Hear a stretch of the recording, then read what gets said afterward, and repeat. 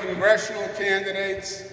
I have a personal friend who's running, Gareth Rhodes, worked with me for 6 years in the AG's office and the governor's office. When you work for me, now 6 years may not sound like a long time, but when you work for me, it is a long time. You work for me, a year is like a dog's year. You know how they say dog's year? 6 years, that's like 42 years of normal work. But he's still a young man, and it's great to see young talent coming into politics. And that's where the energy is going to be, and that's where the change is. So it's a pleasure to be here.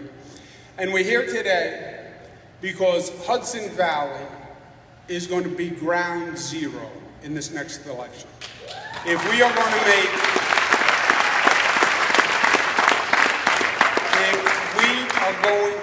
the change we need to make in this state, if we're going to make the statement that we want to make in this election, it's going to happen here in the Hudson Valley. This is the place that is going to be transformative.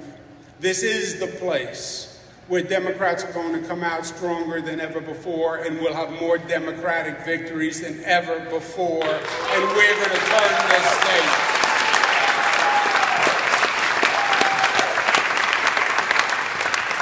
Robin said it. This is the most important election of her lifetime.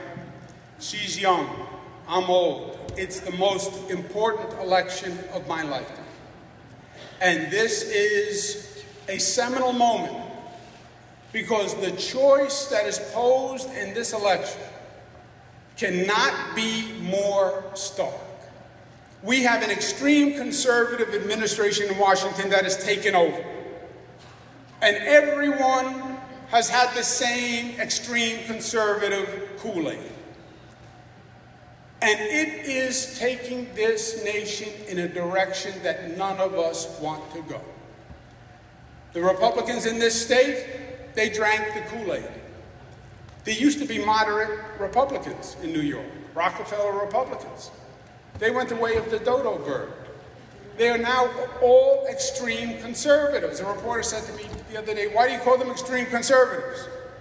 I said, for two reasons. They are extreme and they are conservative. That's why.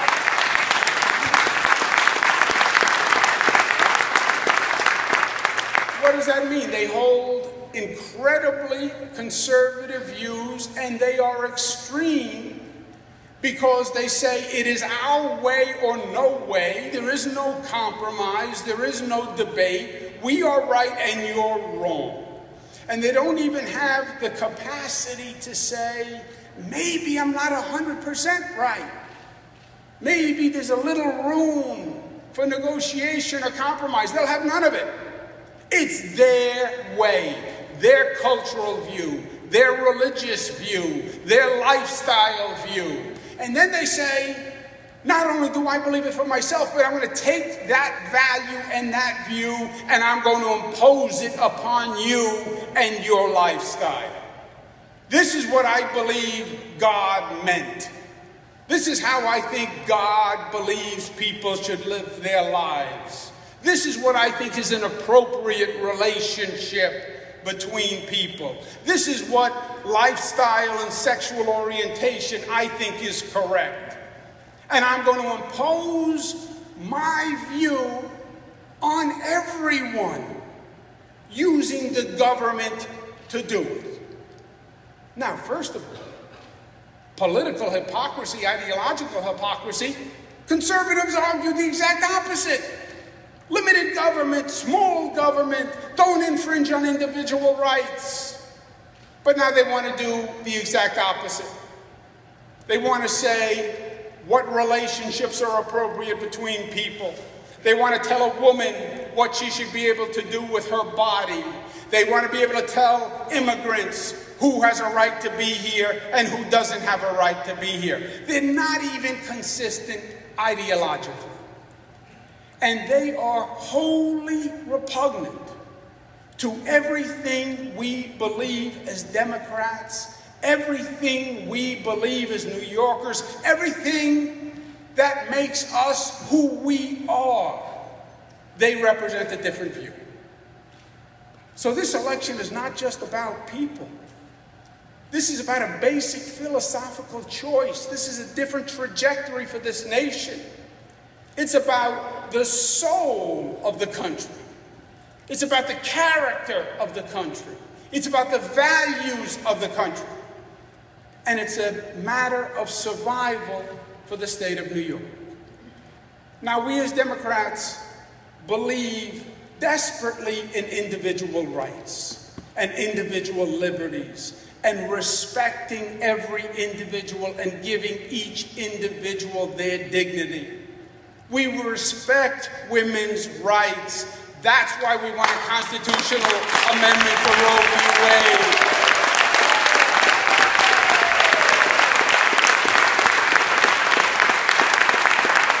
We respect women's rights. That's why this state passed the strongest law in the nation against sexual assault on college campuses, because we respect women's rights.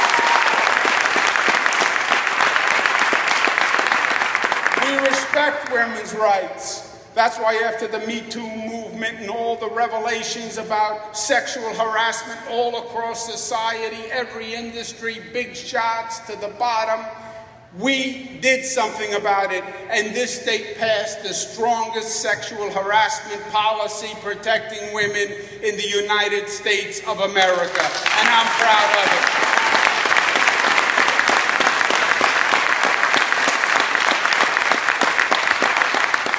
What has Washington done? Absolutely nothing. They're challenging a woman's right to choose in the Supreme Court. What have they done since the sexual harassment revelations? Nothing. The silence has been deafening. Now, I understand why the president wants to be quiet on this topic. Can you imagine if he started to talk about this? You would hear from stormy, and then windy, and then rainy, and then cloudy, and then breezy. You'd have a whole weather report by the time we were done.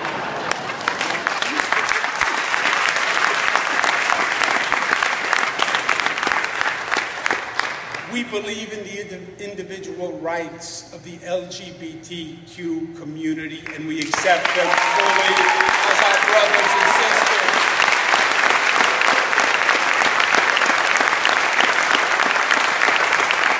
We don't just say it, we act on it.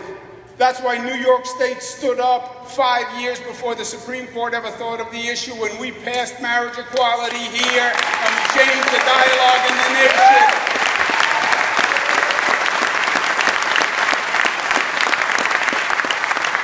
And they want to treat members of the LGBTQ community as second-class citizens. We believe in the dignity and the rights of immigrants. First, we think it's the greatest act of hypocrisy that they want to stand up and say they're not in favor of immigration. Unless you are a member of the Sioux, the Navajo, the Cherokee, or the Apache, we're all immigrants. We all came from somewhere else.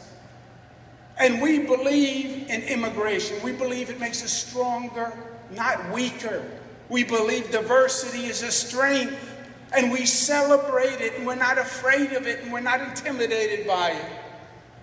That's why we have in this state the Liberty Defense Fund to protect an immigrant's rights before anything happens. They have these ICE patrols and these ICE raids going on to farms, pulling people out, no warrants, no identification, grabbing them before they get a lawyer, before